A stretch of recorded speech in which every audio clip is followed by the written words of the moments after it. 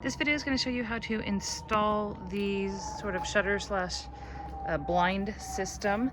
These are planks of wood, and the product that I'm actually using and installing is these metal brackets that here come on this system here. This is the product I use to install, and I found the instructions to be kind of poor, and it's like 9 pages of instructions or something. So hopefully this video helps someone that is trying to install the same or similar thing. What I've done is in between the 2 posts of my pergola, right here and here, well, it's not a pergola right now, but it will be soon. I've made a top bar frame, and then I've made this space here, but sometimes during the day, since we actually face southeast, the sun comes over and is shining right here on the deck when you're trying to enjoy the deck. So I'm making this sun blind so we can shut basically the sun out. And so I am installing it right here. Now the instructions for this aren't great. It looks like the people making the instructions speak not English so much. So what I've done here is I've just installed these here. Now the instructions are to put this dead center. Now the reason I haven't put it dead center is because these come a little bit past on either side. And if you notice, I have a moving section here that I wanted to make sure it would clear. All right, so one package goes this far. They kind of suggest that you do half, like a 4-foot section or something, but I'm gonna actually put it all the way down because I don't like the look of a closed off section. Now this second section here, let me go around to the other side. I have a kind of rolling blind because I like to have space. I like to see through my stuff, but sometimes when the sun's there, I'm not gonna want that. So I have a barn door attachment. I have a simple frame, and then I'm going to go ahead and attach those on these as well. So when it's super sunny, I can just slide this thing out. Let me zoom out here. And then that whole wall will be a sun blind, and then that piece actually slides in so that if winds pick up, it's not putting extra force on my pergola. So I'm gonna go ahead and keep installing, and I'll show you what it looks like in a minute. All right, now the set comes with these L brackets here. These are going to affix to your post, and then it's also going to hold your wood on top of that. And then they also have these little metal pieces as well. We'll deal with those in a minute. Now I'm going to right now do a completely unnecessary step, but I found it's helping me install it. I tend to drop stuff a lot with my hands, arthritis and all. So what you're gonna do is, if you have like a grandchild or little kids that wanna help, take your longer screw and you're just gonna put it right through the center there. If I can see on the film.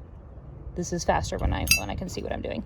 And then you could have just a little kid thread it through. I've done that with all these in the box. And then when I go to put it on the actual 2x4, 4x4 is what I actually have. When I go to install it on my 4x4, then it'll be easier for me to install it. Now, when you're actually putting these in, so you've got your screw here, you're gonna use this little collar, or it looks like a collar. It's gonna be your little spacer. And that goes on that right there. Sorry, I'm really not good with my left hand.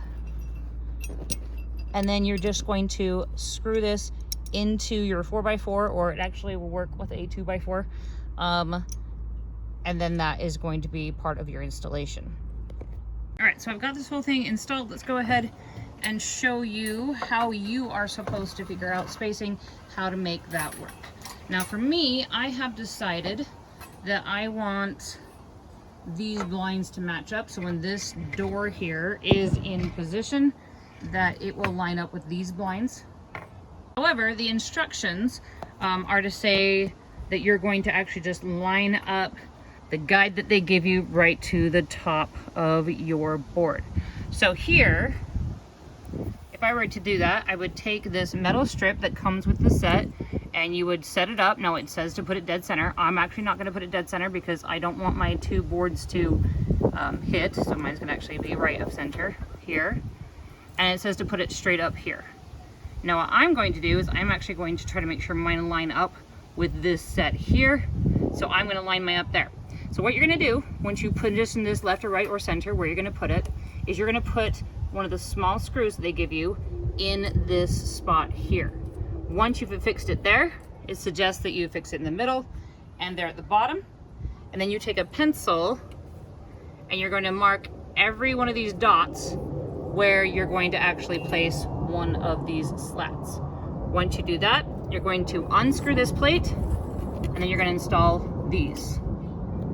Okay, I've I put the strip on, I've marked all my holes. So now I'm going to undo this and then I'm going to bring it down to the bottom and mark those holes. What you don't want to do is just bring this to the bottom and then start marking from the bottom up. What you want to do is try to find one of your holes that you've already previously marked, line it up with that, then secure it to that, and then mark the rest of your holes all the way down. Once you've done that, now it's time to repeat that same process on the other side. Okay, now we're actually going to install them. Now I already, like I said, pre-did this just so it would be easy for me. You're going to take your little separator, your spacer or collar, whatever you want to call it, and you're going to slide that up there. You're going to hold that in your hand, and now with your drill, and this is actually a square bit by the way, with your drill you're going to put it in there. You're going to find your hole or your mark, and then you're just going to screw it in. Now you want to screw it in tight enough where it's good and solid, but it's not so tight that it can't rotate, because that's how it's going to turn into blinds, right? So we're going to need to be able to have it move, but not so tight that it's hard to move, and not so loose that when you put the board on it's just going to fall. Okay, next go ahead and install all of them up that side and your other side.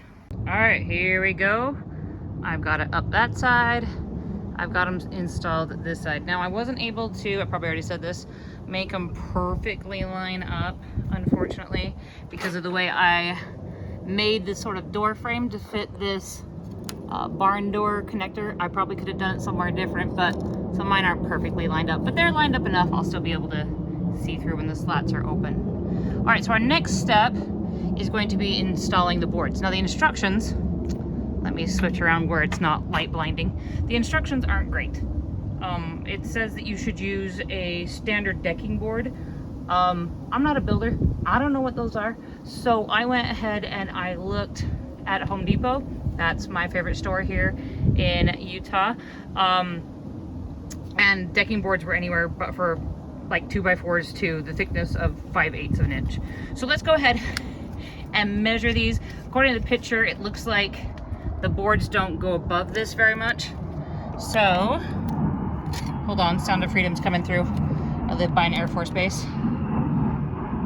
If we look at that, we've got what, 3/4 of an inch, 5/8 of an inch, 3/4. So 3/4 of an inch high. Sound of Freedom is done for a minute. All right, now these actually do overlap each other. Now it suggests, I think, a 6-inch board, but I don't think we're gonna need that much. So, anyway, sorry, Sound of Freedom again. All right, we're just gonna measure one of these, see what this width is, so we can get that down. This looks like it's gonna be about 4.5.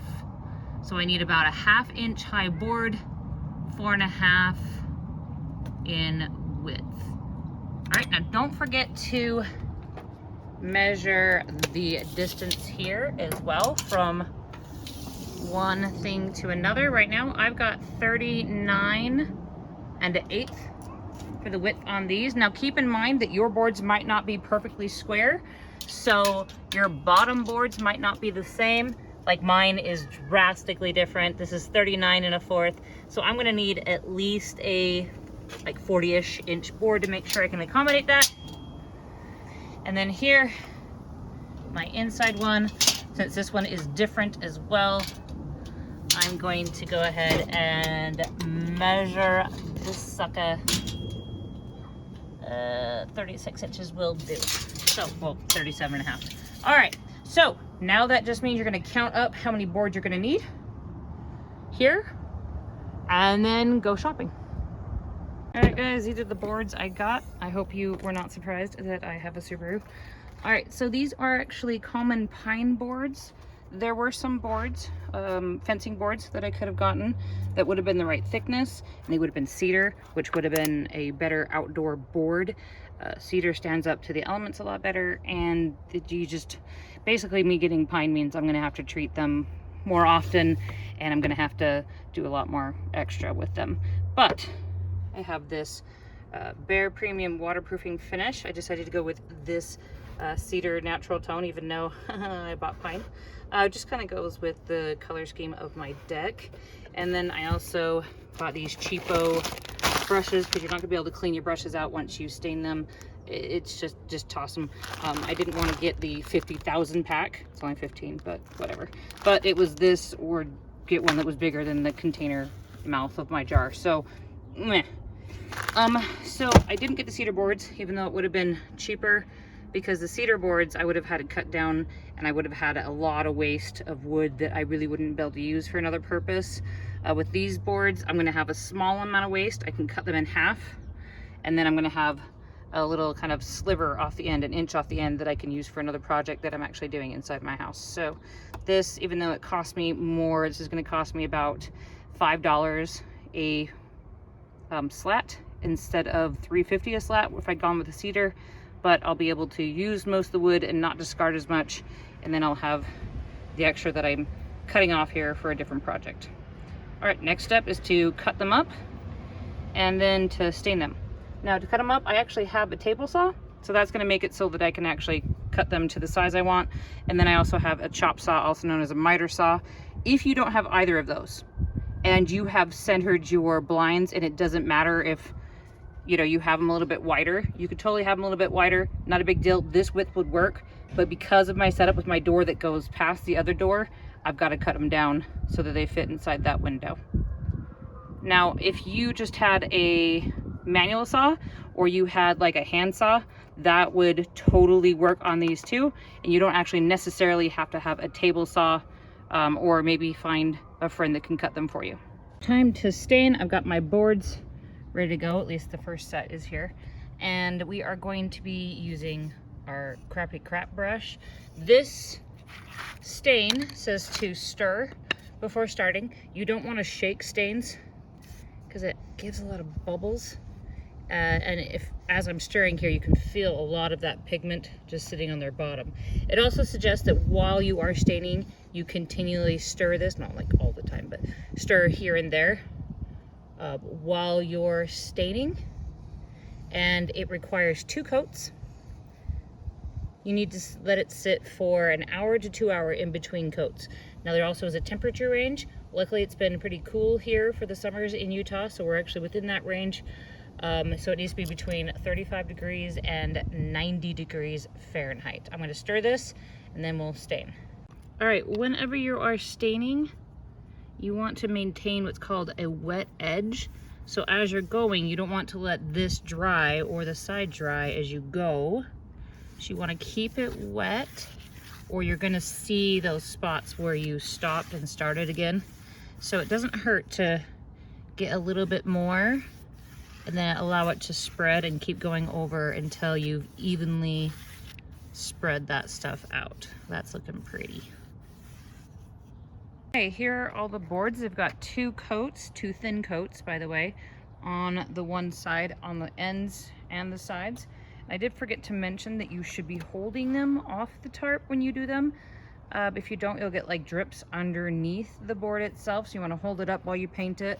And then I put them down on like a little stick so they're not actually touching the tarp, because it will bleed into on the other side. On the other side, you'll be able to see where the marks are, because it'll be like triple stained in those areas. All right, next step is to install them. So I'm going to install them, and then I will stain the opposite side. In the next step, we are going to put the boards in. So you need 6 of these little tiny screws. And what you're going to do is you're going to take this board and you're going to put it on the plates here. You're going to screw them in on both sides on these plates. And then because I didn't stain the other side, I will stain those once I get them all installed. All right, now this should be a pretty good fit And in the previous video, I measured and said my measurements were way off, but all my boards were actually, all my distances, once I redid the measurements, were actually pretty good. So this should fit pretty snug because I've measured the exact thickness here. I'm gonna center it, make sure it's down nice and flat. Now mine, because it is snug, I can kind of turn it a little bit and not worry about it completely falling off and damaging itself. So that's good.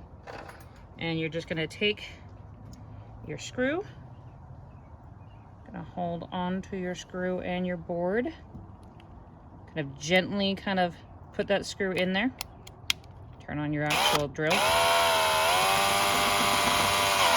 And you shouldn't need to pre-drill because they're really small and they should fit in just perfectly. Okay, now you're gonna go ahead and you're gonna screw in the rest of the screws and then do the same thing to the other side.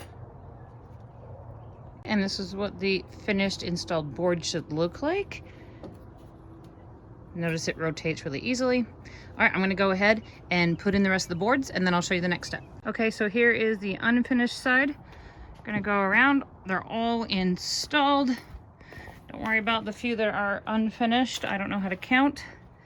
So here is what it looks like. Now we're gonna go ahead and install the thing that makes them all move as one. Okay, you're gonna be using these, I don't know if I can call it a bracket, I don't know what things are.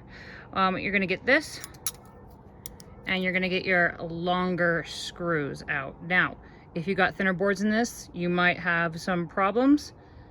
If you're at this point and you didn't buy thicker boards, the 3/4 of an inch boards, you're gonna hear cracking, you might wanna pre-drill. You shouldn't have a problem with cracking here, but if you do, stop, get a smaller bit than your actual screw. This one will be a very small bit, and then pre-drill. Okay, this is where you are going to connect it. You're gonna connect this part to this part. So what you're going to do is you're going to take this with this notch part on the outside, and then you're going to put that and the one below it together, and then you're going to put the screw through those, and then you're going to repeat that same thing with the ones above it, and you're going to keep going up the line. All right, here I am just starting at the bottom. So I'm going to take my plate, take my screw, the screw is going to go through the plate, through there, and I'm going to drill that in.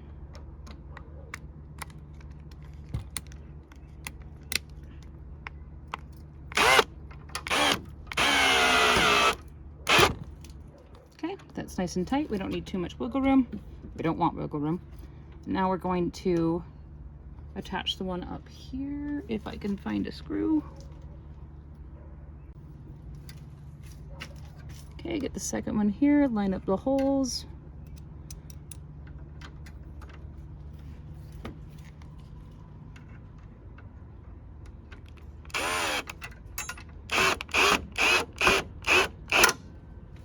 And we're just going to repeat that all the way up.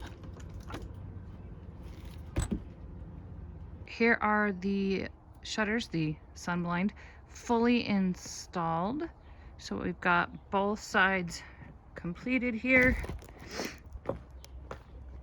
It's stained properly here. And then we have the one sliding door here, so one fits inside the other. Now, one issue I have with it is it's not extremely easy to turn these. It takes a considerable effort to kind of turn them a little bit here and there. I can't really do it with one hand. Two hands, it's not that big of a deal, but they're not easy to turn, which I hope will get better over time because hopefully the joints will loosen and that'll be a little bit easier.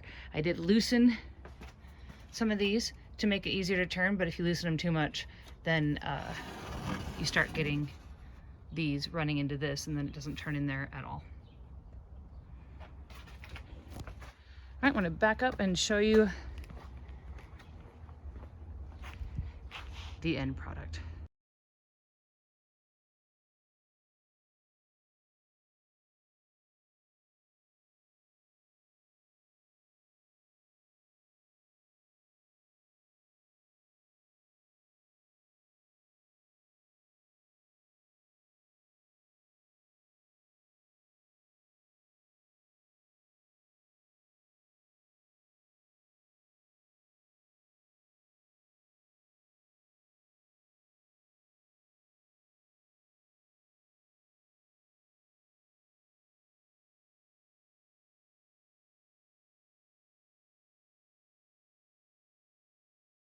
This video is going to show you how to install these sort of shutter slash blind system.